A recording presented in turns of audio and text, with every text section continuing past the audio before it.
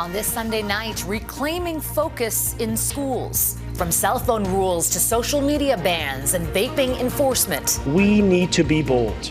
We need to be comprehensive, and we need to act with urgency today. Ontario's big plan to crack down on classroom distractions. Powerful father and son reunion. How a Calgary man finally got his family out of Gaza. An anti-war campus encampment spread to Canada. Ethnic violence reaches a breaking point in Sudan. The worst case is Hiroshima and Nagasaki level casualties. The UN's concerns of an imminent attack. And plunging into a mesmerizing world with open arms. I just want to be the stepping stone of people to realize how incredible these octopus are.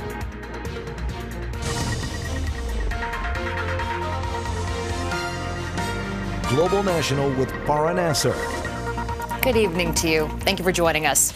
We begin tonight with a major policy shift for schools in Canada's biggest province. Ontario is cracking down on cell phones in class and making changes to the rules when it comes to vaping. The province says its plan includes some of the toughest measures in this country to protect the mental and physical health of children and to curb distraction at school. But some advocates say that the plan itself is a distraction from more pressing issues. Kayla McLean reports. Aiming for a slam dunk off the court, the education minister unveiling what he's calling some of the strongest measures in the country pertaining to restrictions on cell phone use and vaping in schools. Every parent and teacher we speak to has shared the growing problem of cell phone distractions in class during instructional time, in addition to the disturbing rise of vaping in schools amongst our youth. As of September, students in kindergarten to grade 6 will be required to keep their phones on silent and out of sight for the entire school day unless permitted by an educator. Students in grades 7 to 12 will see cell phone use banned during class time. Unless explicitly directed by their educator, for a child is out of sight, out of mind when it comes to cell phones. Quebec and British Columbia have already taken similar steps to ban the use of cell phones in class, but Lecce says Ontario will be the first to block access to all social media platforms on all public school networks and devices. We're also going to be banning vape devices from schools and school-related settings, along with cannabis and nicotine and tobacco products. Students who break the rules will be required to surrender their phones or vape devices, and their parents will be notified. Repeat offenders could face stiffer penalties like suspension. The government noting that $30 million will go towards installing vape detectors and other security upgrades in schools. I see that this is something that students complain about a lot, especially inside the washrooms. It makes students uncomfortable to be in the washrooms, and it's also bad for the students who do it.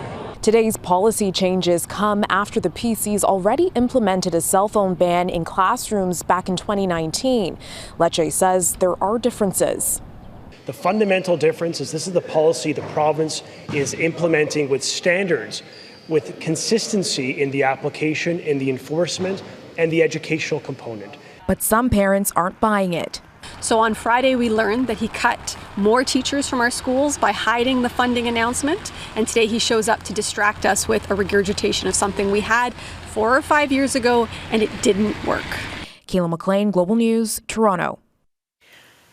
Diplomatic efforts are intensifying this week as pressure builds on Israel and Hamas to reach a ceasefire deal. This comes as Israel sets its sights on a ground offensive in Gaza. The U.S. Secretary of State is en route to the region for meetings starting tomorrow. But here in Canada, amid the anxiety and the horror, there is hope. Last night, a long-awaited reunion in Calgary. A son hugs his elderly parents who managed to flee Gaza. It's very tough 7 months for us to know that, to wake up every day knowing that a cousin has been killed or injured. He sponsored his family's escape from the war-torn enclave after surviving 7 months of fighting and constant Israeli attacks. He's thankful. He feels so happy to see me and see his family here, and there is no safe space in Gaza. While they're safe, look at what the civilians in Rafah are facing. Running away from bombs, but also the rising temperatures.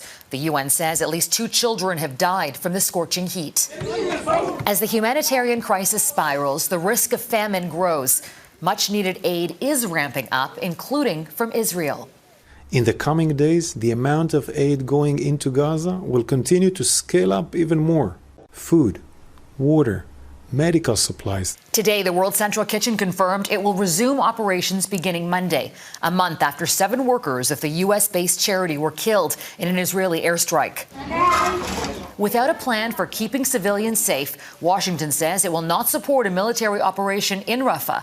But today, the White House revealed Israel has agreed to listen to its concerns before launching its assault. That's going to be right at the top of the list for Secretary Blinken, to keep pushing for this temporary ceasefire. We want it to last for about 6 weeks. He'll also be talking to the Israelis about their intentions and their thinking about Rafah military operations and sort of where they are in the planning stages for that. The U.S. Secretary of State will meet Arab officials in Saudi Arabia on Monday to push for a political solution to the conflict. Hamas and Israeli officials will reportedly meet for truce talks in Cairo as well. But one thing is for certain, for civilians on both sides of this conflict, peace can't come soon enough. It has been a tense weekend at a number of American campuses flooded by anti-war protests. Some schools have closed their doors or shut down certain areas. Now, most of the protests have been peaceful, but activists are digging in their heels and telling authorities that they won't leave. The Associated Press is reporting that hundreds of students in the U.S. are being arrested and, in some rare cases, even expelled from their schools.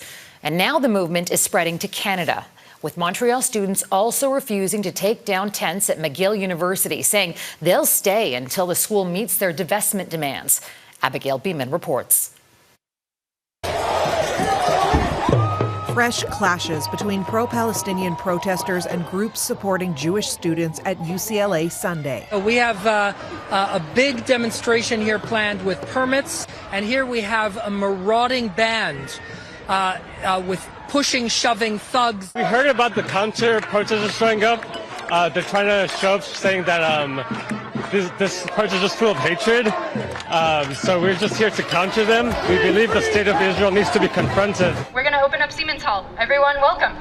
And after this vandalism and ongoing occupation, Cal Poly Humboldt put up concrete vehicle barriers Sunday and is enforcing what it calls a hard closure, saying anyone on campus without permission could be arrested.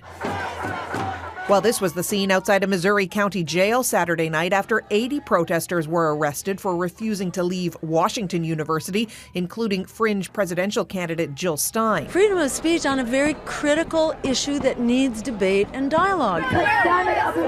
Not just campuses, hundreds of protesters mobilized outside the White House Correspondents' Dinner, with a few getting inside the red carpet area, heckling attendees and removed by security. The students in Montreal have decided to heed the calls of their comrades in the United States and push forward like this escalatory campaign. Here in Canada, day 2 of a tent encampment on McGill's campus in Montreal. This woman claims to be a spokesperson but refused to give her name. She says the group won't leave until the school meets its demands, mainly divesting from any ties to Israel. McGill says the school and campus security asked them to remove the tents and they refused. We decided to make ourselves unavoidable in order to leverage these demands. We know that Jewish students feel unsafe. Deidre Butler co-chairs an academics group for issues of anti-Semitism. She says freedom of expression and assembly have to be balanced with the right to student safety. The problems on campuses predate October 7th and escalated in ways that none of us ever imagined since. The encampments are a further escalation. A pro-Palestinian sit-in is planned at the University of Ottawa Monday, also calling for divestment. The school did not respond to a request for comment by deadline. Abigail Beeman, Global News, Ottawa. Quebec is investing $603 million over the next 5 years to protect the French language. The government laid out 9 priorities, including better monitoring language trends, boosting French cultural offerings, and improving students' mastery of the language. Several measures are linked to immigration. The province will focus on bringing in more economic immigrants who speak French and speed up permanent residency for international students who graduate from Francophone programs. Renting a home has long been perceived by many as a second-rate option to owning a home. The old adage being that you're not paying down your mortgage, you're paying someone else's. Trouble is, for many Canadians, home ownership is too much of a distant reality, a pipe dream, really. Especially when you consider that the average rent of a one-bedroom in Canada is close to $2,000 a month. In Toronto, it's $2,600, and in Vancouver, it's almost $3,000. And Gaviola reports on how some renters are adopting stricter financial discipline in the long road to own their own home. 17 years of renting, but home ownership still seems far away for Toronto resident Graham Isidore. I have been able to put some money away, but that doesn't begin to approach what a down payment would be in this city. A third of Canadian households rent, though many would like to own. 80% believe owning a home in Canada is now only for the rich, polling by Ipsos for Global News shows. A view most widely held among Gen Z and millennials. Though the housing market has calmed down since the red-hot days of the pandemic, prices remain high, along with borrowing costs. And despite skyrocketing rents in many markets, experts say financial security is possible for renters, but requires more discipline because homeownership is a forced savings vehicle. In some circumstances, a renter, particularly if they're diligent with their saving, can come out ahead of a homeowner in the long run financially. It may not happen because people may not be as disciplined. Real estate website Zoocasa analyzed 26 Canadian cities and found that renting is cheaper than paying a mortgage, especially in Vancouver, Toronto, and Calgary. The lone exception was Winnipeg, where home ownership costs slightly less. Homeowners are saddled with more maintenance costs too and need a bigger emergency fund for repairs. A new roof or furnace isn't cheap. But how renters invest those savings is key. If you're going to build wealth, my opinion is, yes, you have to have a bit more or a bit higher risk tolerance. I'm not saying you have to take high risk, but you need to be in that moderate or medium risk. A path that may not seem as straightforward. That means trying to navigate markets that, I don't really understand as well, that are more complicated than just kind of putting money into your house each month. Later in life, homeowners can sell their homes or downsize, giving them options that renters miss out on. Anne Gaviola, Global News, Toronto. Political power play, how Alberta could soon have unprecedented powers. Coming up, why local politicians are pushing back against a controversial bill. Plus, how Vancouver Island's octopus whisperer is diving deep with these incredible animals.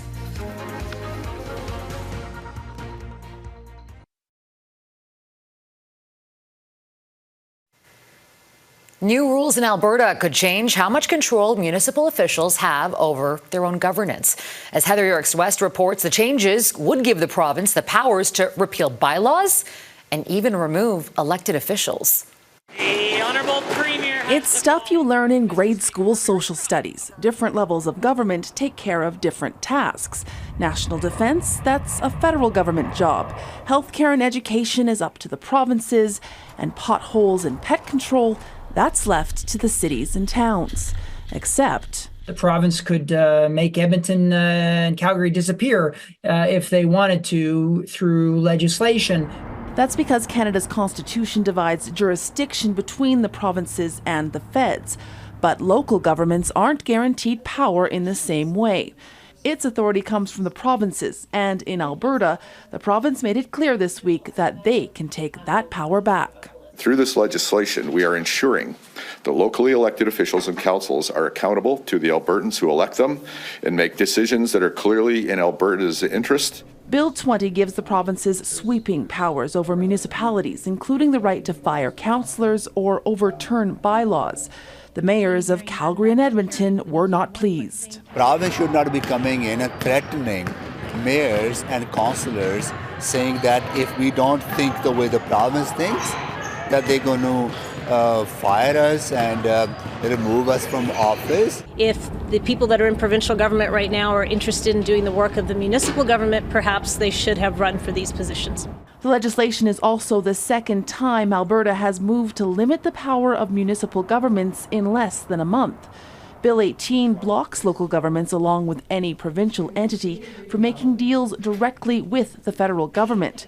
If passed, moving forward, they would need the province's consent. Between 18 and 20, you are really telling municipalities, I'm sorry, your decisions don't matter. You can't advocate on behalf of your citizens. You can only do the work that we ask you to do. My message to Ottawa is that federal politicians, and the Prime Minister in particular, should do his job and stop trying to do my job.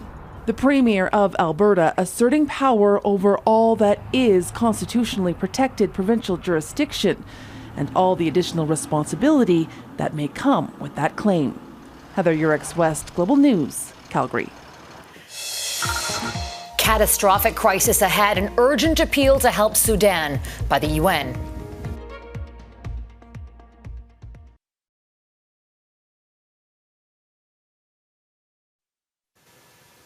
Five people in China have been killed by a powerful tornado.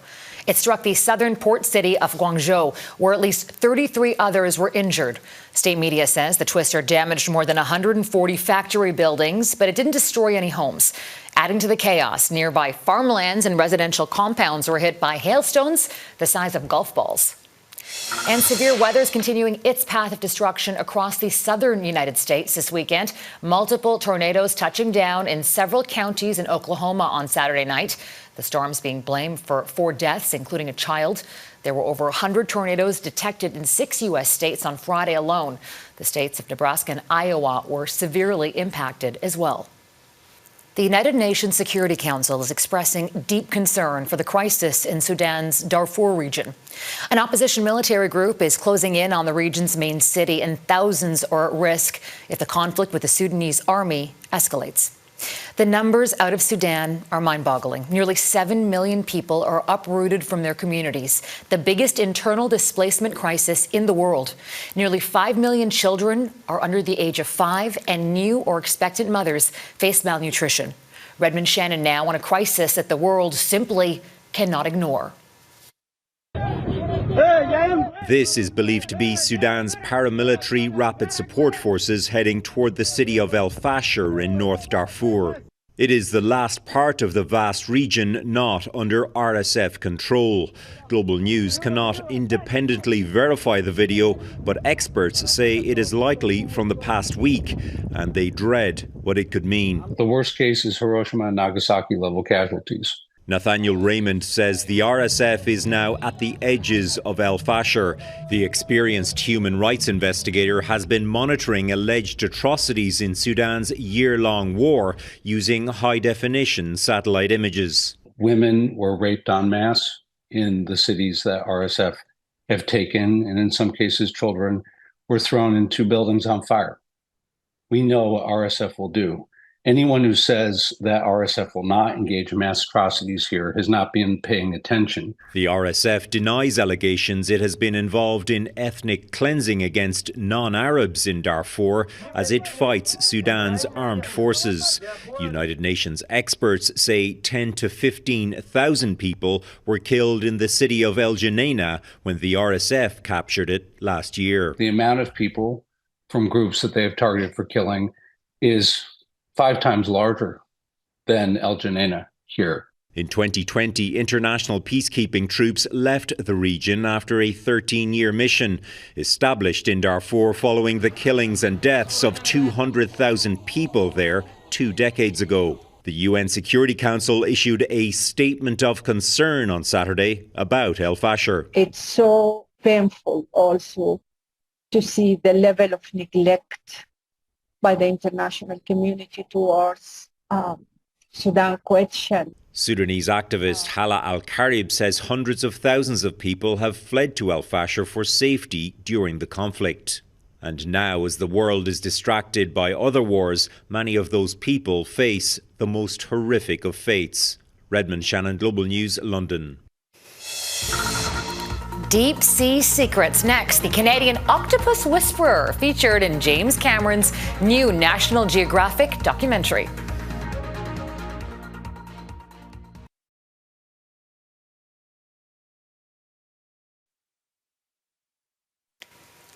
A new documentary series produced by James Cameron is taking a deep dive into a special resident of British Columbia, the giant Pacific octopus. As Global's Kylie Stanton reports, a Vancouver Island resident known as the Octopus Whisperer was tapped to make it happen. It's like leaving one world and entering another. Now, 2 years and 1,500 hours of filming later, audiences are being welcomed in with open arms, or more accurately, 8 of them. It was really exciting to see. And Crystal Janicki has seen her fair share of exciting things. I had had so many really amazing encounters, super special. Which is why she was tapped to be part of the new National Geographic series, Secrets of the Octopus. Paired up with a fellow local cinematographer, Maxwell Hahn, to capture the giant Pacific octopus. I took him on one of our first exploratory dives, and they decided that, you know what, they'll just get the local to film because he knows this area a lot better than we do. The duo spent hours underwater looking for just the right one, and the patience paid off. We ended up finding one that really kind of took us under one of her tentacles and became pals with it, and she led us across a lot of the reef to show us where she hunts for crabs and things like that. It was really amazing. Their work makes up the Canadian part of the series that documents octopuses from 5 countries, showcasing divers gaining their trust and forging a bond, while capturing never-before-seen behaviors. It just felt like magic. All of it backed by some major star power. Because the executive producer is James Cameron, it's quite publicized. And we've got Paul Rudd narrating the series. So it's received a lot of attention, and so far it's been very positive, and everyone's really enjoyed it. But Janicki isn't letting the screen time she's had go to her head. I just want to be the stepping stone of people to realize how incredible these octopus are. The hope is the series will help drive conservation efforts. Those involved say there is no doubt 8 tentacles will be pulling on everyone's heartstrings. It's really, really cool to have people wanting to learn more. Kylie Stanton, Global News. And that's Global National for this Sunday night. I'm Farah Nasser. On behalf of our whole crew, I want to thank you so much for spending part of your evening with us. Tonight's Your Canada is Ucluelet, British Columbia. Dana will be back with you tomorrow. Until next time, take care of yourselves and take care of each other. Good night.